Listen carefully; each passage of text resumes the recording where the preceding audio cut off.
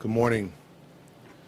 Let me begin by saying that in the interest of honoring our commitment to remain transparent, we still want to bring you as much information as possible in this media briefing this morning.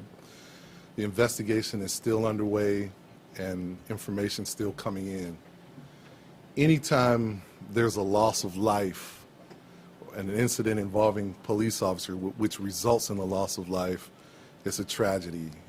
And I just want to offer my thoughts and prayers to the family and those involved, be it the officer's family and the individual's family involved.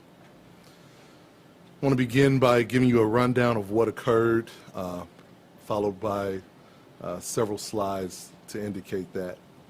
Yesterday's date at approximately 2:20 p.m., an individual wearing a mask and a hood entered the Fifth Third Bank located at 5717 Madison Road in the Madisonville community in District 2.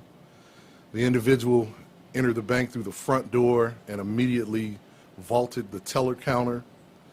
The individual had a plastic grocery type bag over his right hand, indicating that he was armed with a weapon. A off-duty uniformed Cincinnati police officer was working an off-duty detail at the bank. He was located behind the teller counter and immediately drew his service weapon as the individual leaped the counter.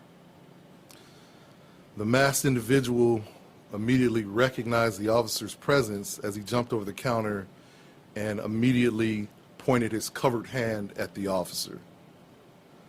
The officer recognized the threatening motion and reacted quickly, pushing the bank teller out of the way, aimed his firearm at the subject, and fired 2 rounds from his service weapon as the individual leaped back over the counter and ran out the front door of the bank, as you can see here.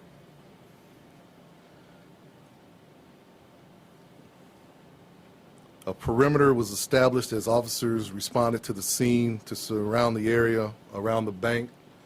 K-9 officers responded as well and began a track of the immediate area from the subject's flight path out the front of the bank, and he was located in a small wooded area off of Ebersol Avenue as indicated here by the red star.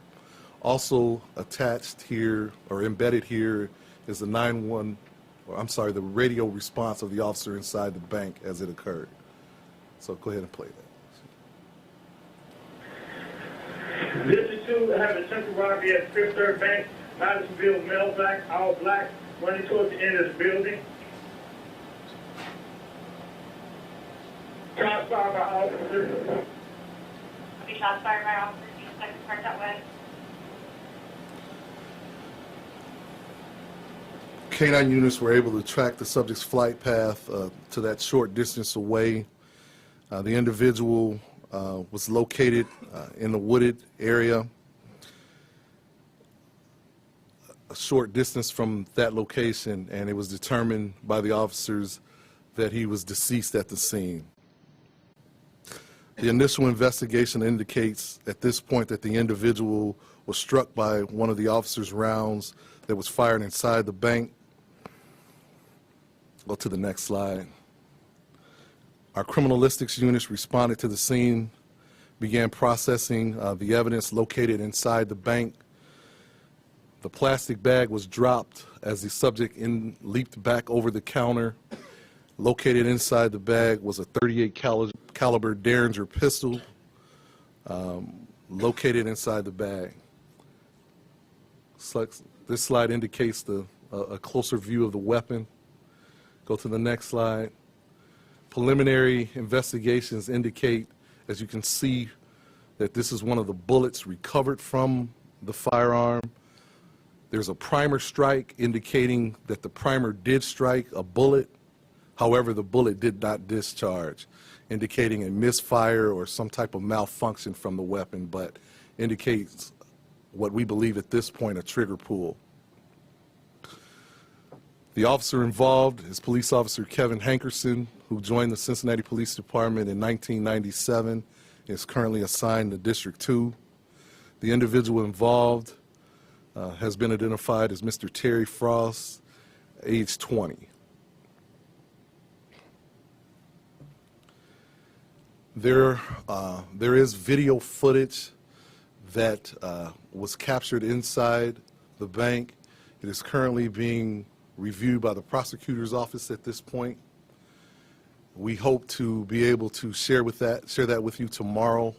Tentatively, we anticipate holding an additional conference to release that information tomorrow afternoon.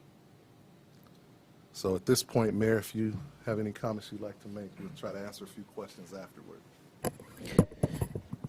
Thank you, Chief, for explaining what happened. I want to acknowledge Law and Public Safety Chairman, Councilmember Christopher Smitherman's presence and thank him for being here. And let me just say, big picture, what we just heard was that a man in a mask came into a bank with a gun, pointed that gun at a cop.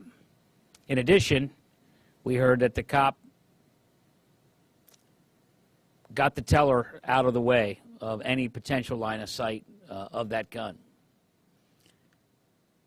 We also know that the officer acted very quickly in a very frightening situation. We know that our officers have a tough job, and they have to make split decisions to help save a teller's life and face somebody with a mask and a gun pointed at them. They have to know that we support them, and it's clear that we need and we want officers to chase bad guys. And we know that if the criminal element believes that the officers will stop doing that, it'll only get worse. So we regret the loss of life. We regret the decisions that made that convinced a young man who should have been doing other things to pick up a gun and a mask and jump into a bank. But we think in the long term we're going to save more lives if we support officers who have to chase the bad guys in these bad situations, because it will deter others from making those bad decisions. So we're just here to say that we, of course, need the investigation to continue, but we know enough to know that the guy had a gun, he had a mask, and he pointed that gun at the officer, and that is completely and totally unacceptable. And we support the police for dealing with it, and we hope they will continue to deal with it in that manner with the professionalism that was shown. Thank you very much. I'll answer a few questions at this point. Chief, was your guy in uniform? He was, wearing the uniform of the day. Has he ever been involved in a shooting? No, I believe that this was the first incident of this type that he was involved in. Do you all know anything about Terry Frost at this point? That's still developing. No significant criminal record from what I've been told at this point. Chief, we just spoke with downstairs a very distraught father, his father, who indicated to us that his son made a bad choice, that he does bear responsibility for what happened, but that he didn't have to be shot. From what you have just said and from the preliminary investigation, what would you say to the community about the actions of this officer?